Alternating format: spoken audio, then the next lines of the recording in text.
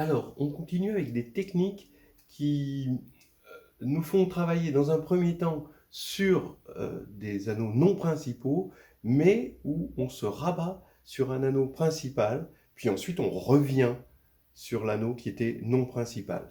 Hein, d'accord? C'est toujours une technique d'approximation où on cherche finalement à travailler dans l'objet le plus agréable, mais il y a un passeport. Il faut aller vers cet objet plus agréable et ensuite revenir et payer le péage. Donc là, c'est à peu près ce qu'on va faire ici. Un autre exercice, donc, c'est montrer que l'anneau des décimaux est isomorphe. Alors là, on est comme anneau, hein, à z de x quotienté par l'idéal engendré par 10x-1. Hein, l'idéal de z de x engendré par 10x-1. Alors ça peut, si vous ne connaissez pas ce genre d'exercice, ça peut surprendre, parce qu'on est avec des décimaux qu'on connaît depuis notre plus tendre enfance, et tout d'un coup on nous en parle dans un domaine qui est complètement différent de ce qu'on nous racontait quand on était à la petite école. Oui, alors quelle est la première chose à faire? C'est de voir que D, c'est l'image de l'évaluation en 0,1. D'accord? Donc vous regardez l'application de z de x dans D, qui à P donne un polynôme P de z de x donne P de 0,1. Et bien évidemment, ça va bien dans D. Et ensuite, c'est surjectif. D'accord? Bah oui, parce que si vous prenez un élément, donc petit z, il est dans grand Z, d'accord? Et ça, c'est des chiffres, c'est des décimales, A1, A2, première décimale, deuxième décimale, jusqu'à AK, kème décimale. Et ben, j'affirme que c'est P de 0,1, où P, c'est Z, le polynôme petit z, plus A1x, plus A2x2, plus AKxk. Voilà, donc ça, c'est très facile. Et donc ça prouve que c'est surjectif. En plus, comme c'est une évaluation, c'est un morphisme. Donc on a un morphisme et on veut montrer finalement que le noyau de ce morphisme, c'est l'idéal principal engendré par 10x-1. Malheureusement, cet anneau n'est pas principal, donc qu'est-ce qu'on va faire? Eh bien, on va regarder quel est l'anneau principal le plus proche. Le plus proche, on le sait par propriété, c'est quand ici on prend le corps de fraction, parce qu'il faut qu'ici on ait un corps, absolument. À partir du moment où on a un anneau de polynôme, il faut qu'on ait un corps pour que ce soit principal. Donc le corps le plus proche de z, évidemment, c'est Q. Et si je regarde cette évaluation, mais au lieu de la regarder sur z de x, je la regarde sur Q de x, d'accord, alors, bon, et puis il faut changer évidemment ça, hein, bien sûr, mais je dis que le noyau, le nouveau noyau, alors lui, ça va être un idéal principal, d'accord? Et donc, qu'est-ce que je suis en train de chercher? Le noyau de mon évaluation ici, eh ben, c'est l'idéal principal, forcément engendré par, on le sait, hein, par x moins 0,1. Donc on peut remplacer, puisqu'on est sur Q, x moins 0,1 par 10x moins 1 pour normaliser un petit peu. Et donc c'est cet idéal-là si on avait pris Q de x. Mais on est sur z de x, donc il faut prendre l'intersection avec z de x. Donc voilà, on a le noyau. D'accord? Mais pour l'instant, il n'est pas encore sous cette forme-là. Maintenant, ce que me dit l'énoncé, c'est qu'il faut que je montre que le noyau, c'est exactement ça, c'est-à-dire l'idéal engendré par 10x-1 dans z de x, c'est-à-dire zx facteur z de x multiplié par 10x-1. Et on se demande si on a cette égalité.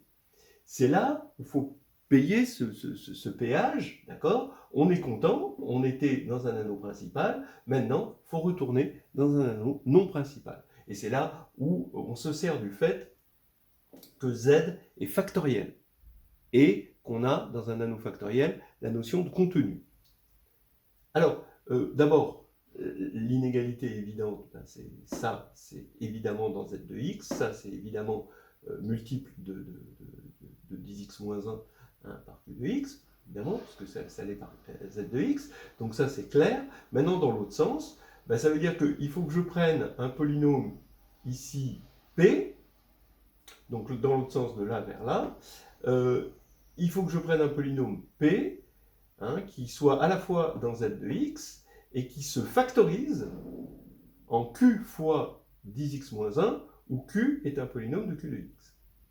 Donc maintenant, je prends le PPCM ici des dénominateurs, parce que là, je vais avoir des coefficients avec, qui sont rationnels, donc il va y avoir des dénominateurs.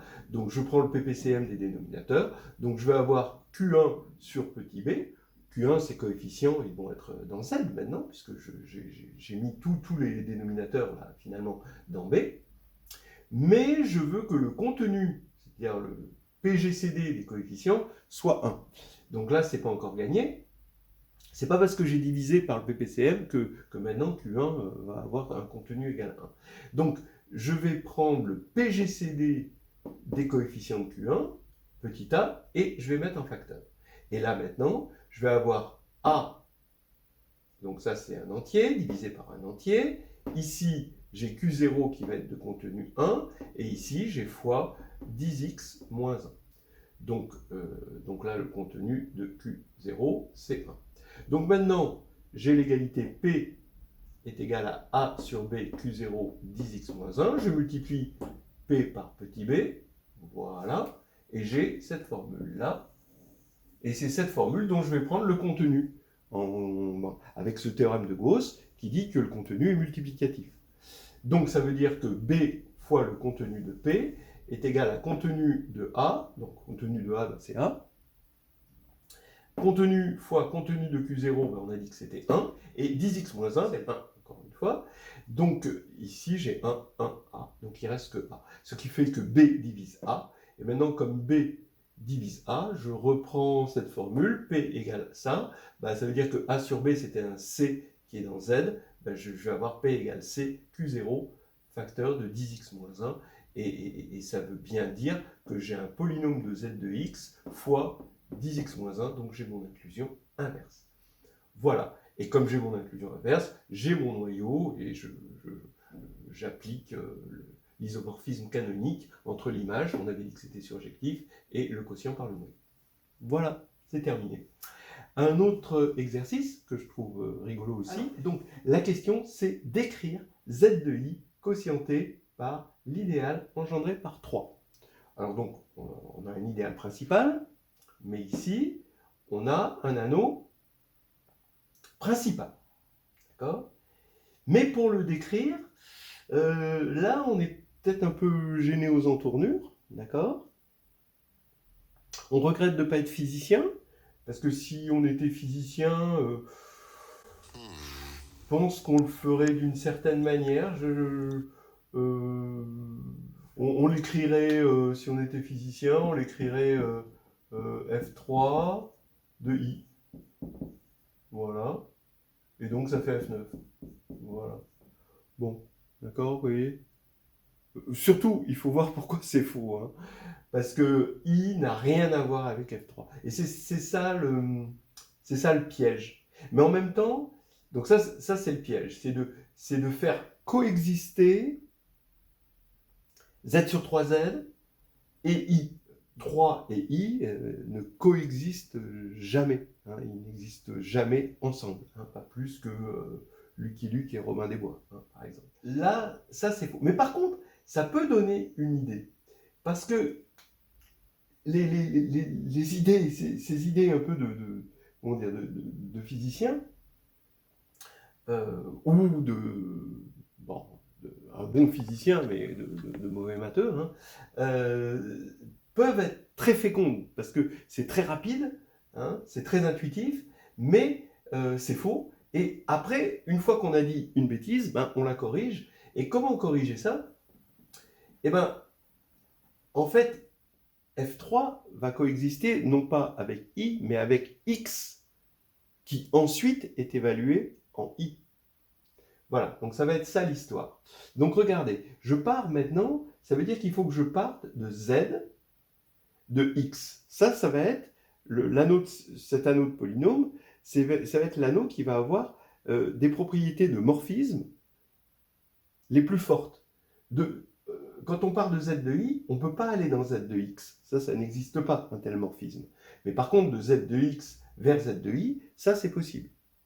Ou Z de X et Z de I quotienté par 3, ça c'est possible. Il faut bien voir qu'on n'est pas dans les espaces vectoriels, on est dans un monde où les morphismes ont un sens, et il y a des objets qui ont des propriétés qu'on appelle universelles, et qui nous permettent d'obtenir des morphismes, mais il faut partir du bon objet. Et là, le bon objet, c'est Z de X, c'est le plus universel, parce qu'on a l'évaluation, on peut quotienter par ce qu'on veut.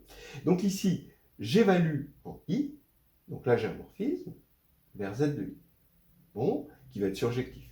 Puis, je regarde Z de I, quotienté par 3. Donc j'ai encore quelque chose de surjectif. Maintenant, je regarde son noyau. Là, le noyau de ça, je regarde l'antécédent de 0 ici. L'antécédent de 0, là, ici, c'est l'idéal engendré par 3. Et là, il faut rajouter x2 plus 1.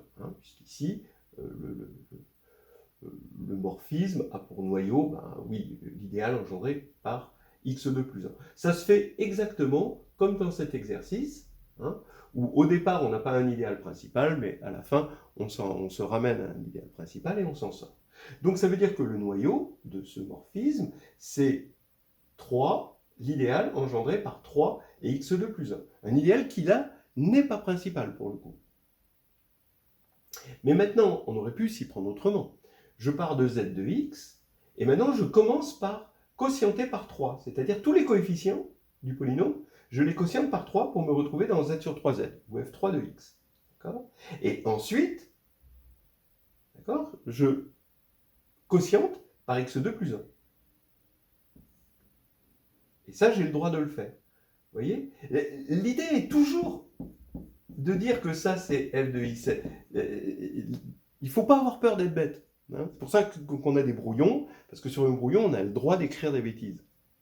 Sur le propre, on n'a pas le droit. Et sur le brouillon, on écrit ça. Par contre, on ne l'écrit pas voilà, sur le propre. Voilà. Faut pas dire ce qu'on a pensé, mais on a le droit de penser des bêtises. Ça, c'est la grande nouvelle. Alors, là, quel est le... Donc ici, c'est surjectif, parce qu'on a quotienté par 3 ici. Là, ici, c'est surjectif, parce que c'est la surjection canonique. On regarde le noyau de ce morphisme-là. Là, c'est x2 plus 1, et là, c'est 3 x2 plus 1. Donc, c'est encore le même noyau. Donc, finalement, ça veut dire que ces deux anneaux sont isomorphes à un anneau commun qui est z de x, quotienté par l'idéal engendré par 3 et x2 plus 1, l'idéal non principal. Donc ils sont isomorphes entre eux. Mais là, c'est beaucoup plus facile à gérer, et c'était ça, le f3 de i, que j'ai pas le droit d'écrire, mais que j'ai le droit de penser, parce que, je veux dire, c'est mon intimité personnelle. Et que pensait, qu'écrivait, en quelque sorte, le physicien.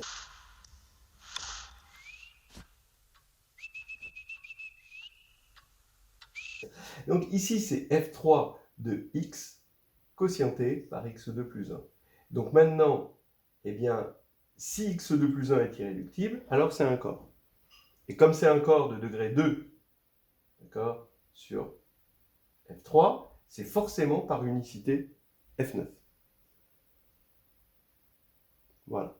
Alors, maintenant, pourquoi ça c'est irréductible? Si c'était réductible, comme c'est de degré 2, comme dans l'exercice de tout à l'heure, alors il y aurait une racine. Donc, moins 1 serait un carré.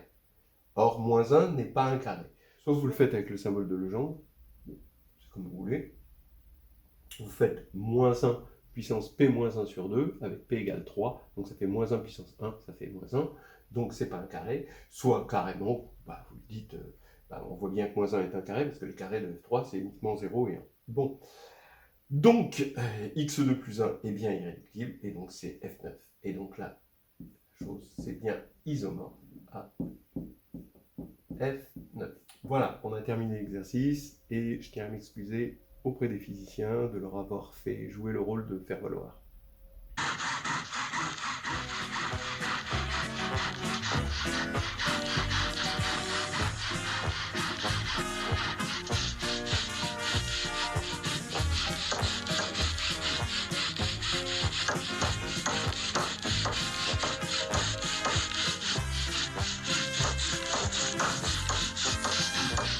Phew.